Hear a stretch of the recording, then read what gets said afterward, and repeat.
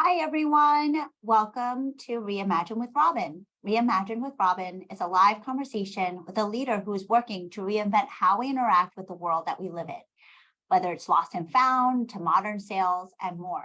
Before we talk to Amy today, I think let's take a moment and write down in the chat, what are some of the best qualities of a leader that resonate with you?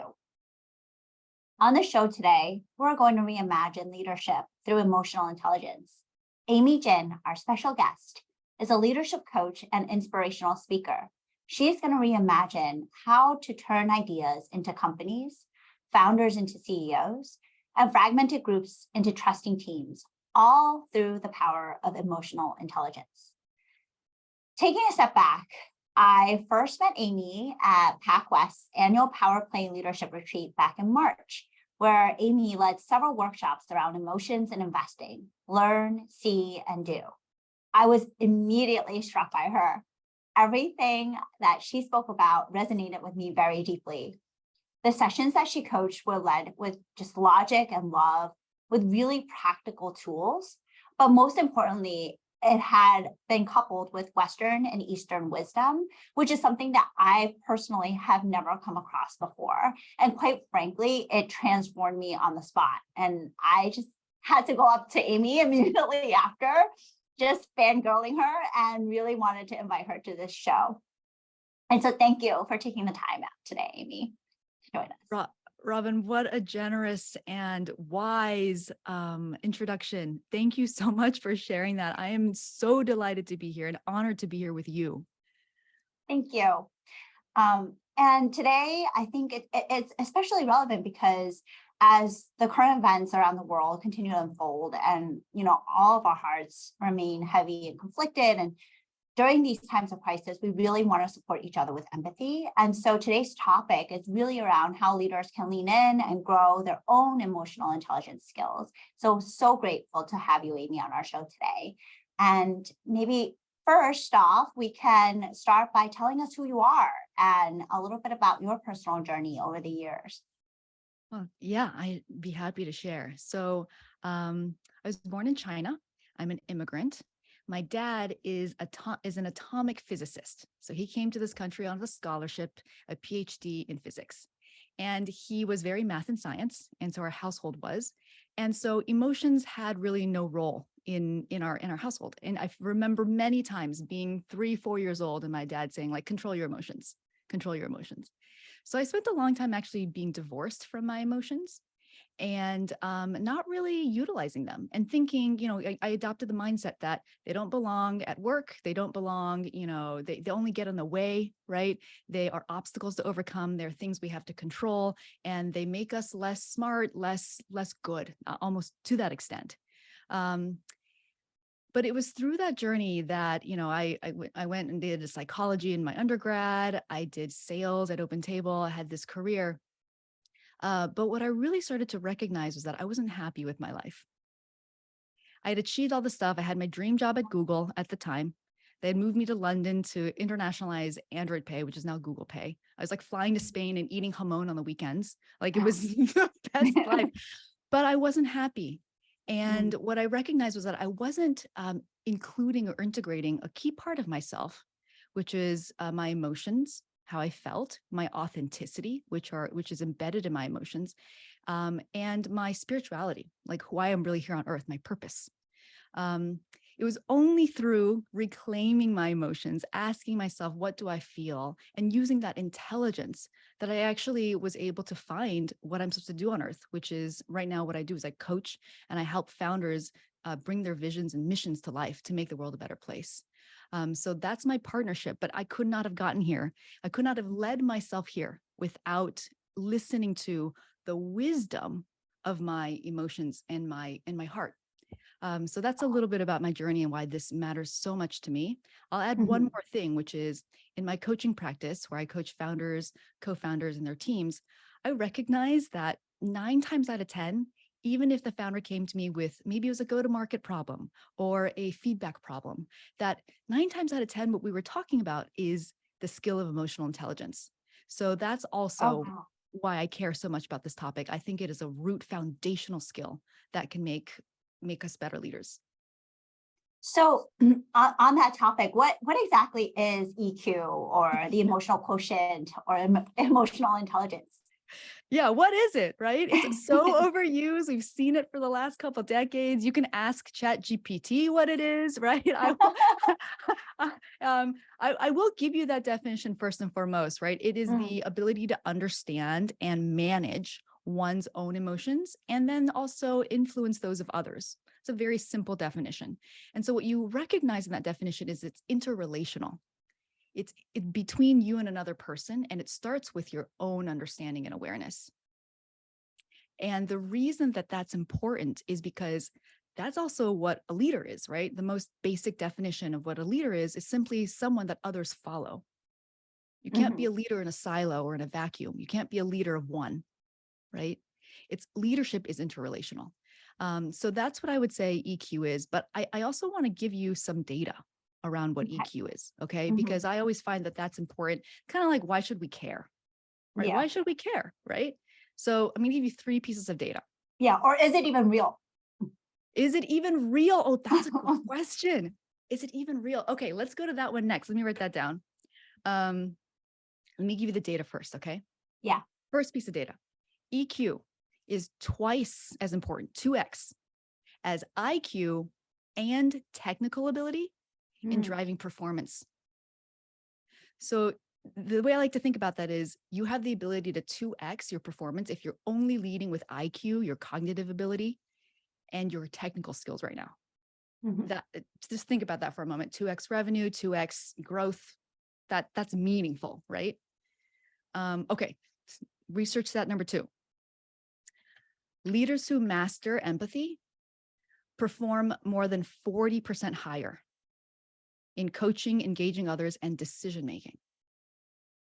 I find that one really enlightening too, because if you could improve your decision making by 40%, again, what's the outcome for your company? Especially if you think about how many decisions you're making. Mhm. And the last one is every unaddressed conflict can waste up to 8 hours of company time. Oh, wow. Um, there's gossip, unproductive activities, drains morale and resources. But that is why it's so important. And now you ask me, like, is it even real? Well, I mean, I would ask you that back, Robin, and folks who are listening in, have you, can you remember a time when you were, someone was, telling you something, maybe making a presentation, you were in a conversation with someone and you just didn't feel like they got it. You were Mhm. talking like this, Yeah. maybe you didn't feel heard, or like you weren't really hearing what they were saying, right? Maybe it's a negotiation. Maybe they were talking about a strategic initiative at a company and there's just no connection, right? Mhm. Or maybe you even feel like, are we solving the right problem? Yeah. Are we on the same page? Yeah, like what's going on, right? I left that conversation and I feel befuddled or frustrated, maybe, Mm, right? And then imagine the opposite of that. Imagine interactions where you really feel like there's a lot of connection, that you're both talking about something, the same thing. You feel heard, that other person is listening, and that conversation is really moving forward and you're actually solving problems. You walk out of there more energized because you have mhm. connection. Maybe you even feel a sense of belonging with that team. And also you have some decision that feels good moving forward. That is how you know where EQ is present. That's my opinion. Oh, yeah, that's super helpful. And so, like, when it is present in a successful leader, what does that look like? You described a little bit about what it feels like. Okay, I'll give you an example. Okay. And so imagine you're a leader and you have an interaction with one of your teammates and it wasn't great, right? Maybe you're angry, maybe you're frustrated, or maybe you're dealing with leading in a crisis, or something has happened in your family life and you have to show Mhm. up at work and lead, right? Yeah. There's a lot of reasons why that can be hard. A successful leader will take a moment and recognize, you know what, I'm feeling nervous, or I'm feeling uh, de-energized today, tired, fatigued, or I'm feeling frustrated, right? Is it the best? Should I show up to this important meeting I might have and just let this emotion sort of leak out? Or should I Mhm. take a moment and do something for myself so that I can get grounded and I can show up in this meeting and do what I need to do in this meeting? Maybe it's make a decision. Maybe it's pitch for fundraising, right? Maybe it's to recruit a key hire, right? That is the power of having a little bit of EQ as a successful leader. You can actually achieve your goals more because you're managing yourself. Along with that, let's say you are frustrated about something, right? What EQ allows us to do is say, you know what? Is my frustration really because I'm impatient that something isn't happening, or am I disappointed? Let's imagine that you are having like a feedback conversation with someone on your team, right? If you recognize that you're feeling impatient, then the action that comes from that probably very different than if you're feeling disappointed. Mhm. Impatient, we can talk about speed. We can talk about, right, speeding things up, making more decisions, adding more resources. If you are disappointed, that's a totally different conversation, a totally different Yeah. problem to solve. So now, because you're using your emotions to identify really what's going on, you have a better source of data to diagnose the problem, to triage, and then to go and solve it. I guess you touched upon a lot of different topics, right? One being like aware of your own emotions, and then two being able to like manage them in the right context. I guess like maybe even just before even that like first step of being aware for you, Amy, like you mentioned growing up, you know, you were very disconnected from your emotions and because you were taught to be, right? And I think that is the case a lot in a lot of the Eastern households as well. Um, how did you come to realization that like you needed to like one change, but like obviously you mentioned that like you were a little bit unhappy, right? And like you came to that, but like how did you know that like this was the key unlock and that like there were steps that you can actually take to grow your emotional intelligence. Like we're like IQ, I feel like you're kind of set for life. But like for EQ, is that the case? Absolutely not. There's actually great research that it can absolutely be increased just like any other skill. And it's a matter of getting feedback and practicing over time. So that's the good news. Anybody can grow their EQ. Um, Back to your question, like, how did I know? How Mhm. did I get that this was the unlock? That's such a powerful question, Robin. I think it has to do with, and I think this is a key leadership skill, is Mm. learning you can trust yourself. Like how many of us, maybe second guess something we might have said, or how many founders, right, are Mm. anxious? Did I make the right decision? Did I make the right call? Am I hiring the right person? Right? Um, what if this company fails and it's because of me? Right? Um, there are all these things that a founder is supposed to look like. Am I doing it right? Mhm. Right? And especially with somebody from a non-dominant identity, I think that can be a very common question. It is imposter syndrome, right? Yeah. Um, so I think what happens when we actually stop divorcing ourselves from our emotions is we actually learn to trust ourselves. Mm. Instead of thinking to ourselves, wow, maybe I am frustrated or anxious about something. Well, maybe there's something wrong with me. We might say, well, actually, what is that anxiety or fear here to tell me? Mhm. And then we start listening. And we might hear a message like, well, this thing is really important to you. Or, hey, there's a really big risk to your business right now. You need to take care of it. You need to do something about it. We might hear a message like that. And then what ends up happening over time is we start to trust ourselves. We start to understand that it's our authenticity and our strengths that create the unique differentiators that we need as leaders to win, to outcompete others, and to influence others, to bring others along. So for me, it was a exercise about like, I'm so sick and tired of not of playing someone else's sort of game. Mm. And if I start Wh- to listen to myself, what Yeah. happens? Where does that lead me? So what are some steps that somebody can take um, to actually measure their EQ and then develop and grow their EQ? Okay, so measuring your EQ. One is a really, really powerful thing that anybody can do. And every time I say this, only a few people do it. So if you're listening, and you like a challenge, this is for you. Okay. is to get feedback. Mm, Ask the people around you, your friends, your partner, doesn't even have to be at work. Okay. But certainly also your teammates, your co-founder, right? The people who report to you, the people who you consider that maybe report up to, ask them for feedback. It can be as simple as, hey, what do you perceive as the two things I do really well? And what are the two things that if I did better, it would make a huge impact? mm, Super simple. You can send it out, make a type form, collect anonymous responses, but this is going to give you so much more self-awareness than you're actually having. And self-awareness is like the key unlock for all leadership, right? Is when we know how mhm. to, what we're good at, how to manage ourselves. So that's a good way, easy way to get feedback. A second way, and this is a skill that I really like, is to start identifying your emotions. Because once you do that, you're going to have, again, this enormous source of data. And I want to share with you, and we can put this link in the show notes and things like that. Um, can I share my screen? Yeah, yeah, you can. Okay. Um, this is one of my favorite emotion maps. Can you see this? Oh, yeah. Okay. Um, so one thing that I do all the time and I ask my clients to do is, hey, what exactly are you feeling? Like you have a situation, what is the feeling that is here? What is the emotion that is here? And this is arranged from more positive emotions on the left to more difficult emotions on the right, and then from a mild to a more, intense expression of that emotion.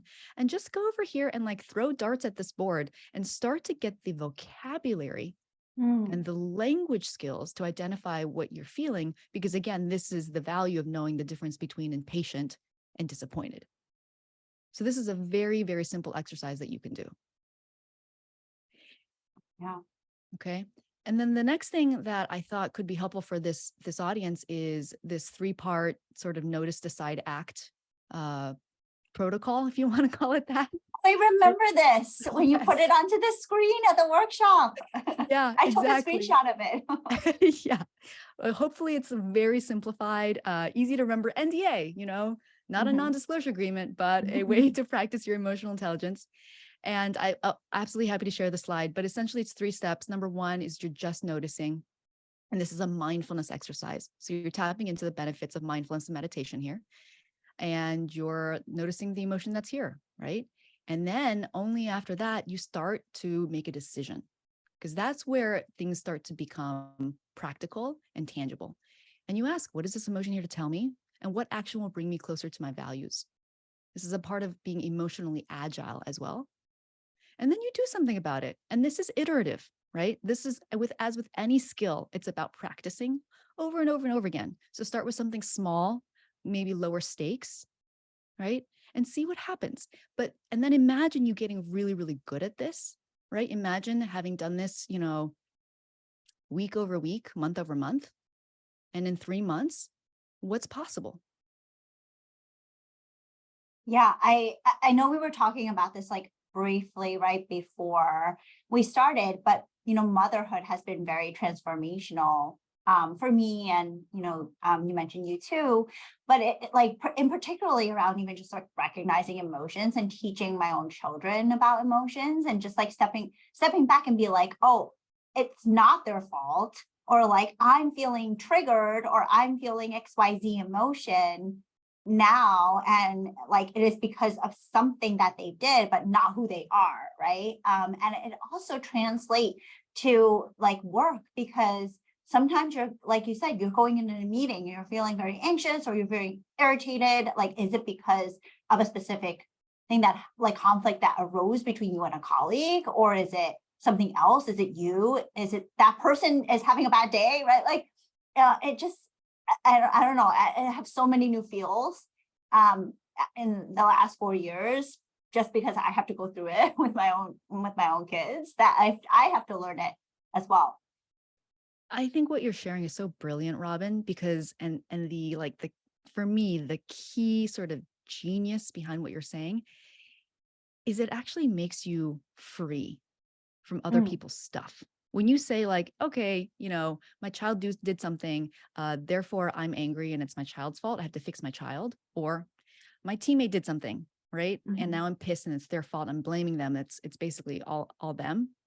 That's actually robbing us of our ability to have be powerful, right? Yeah. And what you just said, Robin, is like, actually, let me check in with me. I'm angry. I'm the one that's pissed off, or I'm the one that's Mhm. triggered. And when we Yeah. do that, when we take that ownership, then we can actually move forward from there. We're no longer codependent on whatever else the other person's doing. Mhm. We haven't given them power over us, right? That's Because true. I can, if I recognize that I'm angry, I can manage my anger, right? I can go, Mhm. anger is an emotion, has a beginning, middle, and end. I'm going to feel it. It's an energy, right? Maybe I'll go for a run. And then I come back and I don't feel angry anymore. And now I can respond to the situation in a way that I want to. And this person is not like the sole, like they're not making me mad. Mhm. That's extremely powerful as a I leader. remember you talked about that, right? Like you talked about you are responsible for your own emotions. You are Yes. not responsible for your colleagues' emotions. No. And the distinction there with leadership is we can't be responsible for other people's emotions because they are, right? Mhm. However, we can care. Yeah. We can care, and we probably should. And I would also add that to the definition of a successful leader, someone who cares. Mm. Mhm. It cares, we care how we impact others. So that's the nuance, right? I care how I impact you, but I cannot be responsible for your emotions. Mhm. In certain scenarios, like how do you think about like caring too much, right? At what point, like, are Mm. you overstepping Oh, boundaries? oh, you want to Okay, tell that me a might be little bit like more? well, I mean, I guess like sometimes at work, you maybe you get close to a lot of your teammates, and you know more than you do from like you would just like from a professional standpoint. And so, Mhm. like, how do you factor in like even from investments? Oh, I want to help them more because they're going through X, Y, Z. But like, is that the right business decision to do? Right? Mm. How do you like balance that? That's such a beautiful question. Some things that come to mind for me are, especially when it's within the company, let's say it's a direct report and Hmm. something happened in their life, right? Hmm. Um, I think there is a recognition that there is something human, and we do have things like bereavement leave, right? Disability leave, things in place to help support that individual from a financial standpoint, time standpoint. Those are valuable, right? And there's also the core construct of the relationship that you're in, which is this person and you are here to get something done together. Mm. And that thing matters. That's a core part of the relationship. So I think there is no limit to how much you can care personally. Hmm. And there is a recognition that there is a Oh yeah. contract between the two of you, and that matters too. That deserves that relationship. The company, what the company needs, the contract also deserves a voice. It's an entity that deserves a voice in the relationship. And so I think it's about problem solving at that point. Hmm. Hmm. The other thing I would think about is like if I think about situations where I care too much, sometimes it's because I'm making it about me, Oh, yeah. right? Like I'm Hmm. I'm taking it as a form of like my identity. Like, am I a good, boss? Am I a good friend? Right. Yep. And that's what can trip us up a lot too. But again, because I recognize that, then I can move That's with a it. good point. Yep. We have a question from the audience. And the question is, how do you balance trusting your inner voice and intuitions while also not becoming overly confident, maintaining a healthy degree of skepticism and listening to one's potentially valid reservations? Whoa. Beautiful question. One Mm-hmm. of my favorite kind of tools for this comes from Adam Grant. He has something called a challenge crew. So he has a group of students slash colleagues slash people who, when he has an idea or something that he wants to check, he sends it to them, and their job is to tear it apart and to Mm-hmm. be extremely honest with him. And he set that up with them over a long period of time so that they know that they can be candid with him, right? Think about the value of having a person in your life who is Mm-hmm. truly honest with you. So I would say that's an extremely valuable thing to set up. You can set it up at your company. You can set it up with a group of friends outside of your company, right? But that's going to give you that diversity of debate that'll lead you to a better decision. Mm-hmm.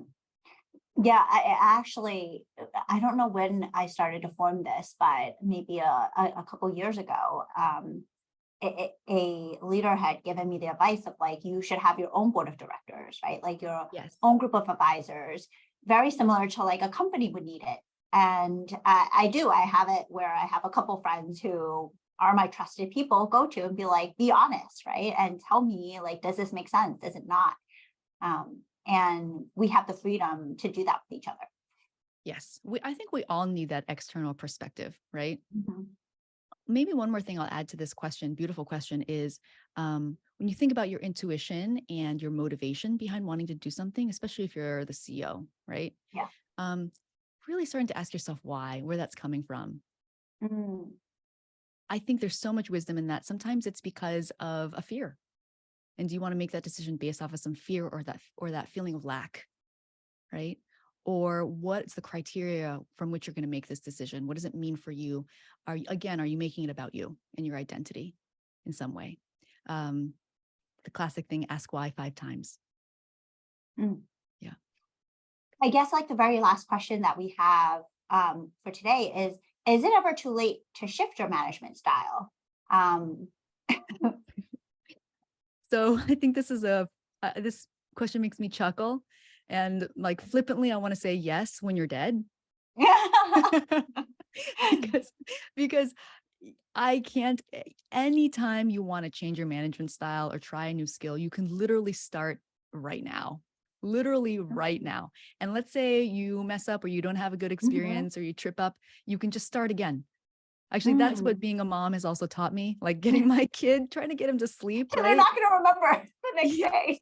Yeah, you just try again. You just Mhm. try again. That's it. And that's so freeing, right? And Mhm. every time you try it, you build a little bit more of that muscle memory. You build a little bit more of that neural connection, and it gets better and more natural over time. And that's how we expand our skill set while staying authentic. Super powerful and super helpful. I can't wait to like look at that emotion sheet again and just like print it out and have it at my desk and be like, what am I feeling? Right. Because you, like you said, there's actually like physical things that happen to your body too when you feel emotions. It's not just mental. And so many amazing things that I wish we could talk about, but we don't have enough time. Well, thank you so much, Robin. This is always so wonderful to be with you. Thank you for your enlightening questions. You've deepened my understanding of this topic. And I hope this has been helpful for our audience. Yeah, thank you so much, Amy, for joining on. And yeah, it's been a pleasure to have you. And like so many tactical things that we can do to just be a better leader and a better person. Yeah. Thank you. Thank you.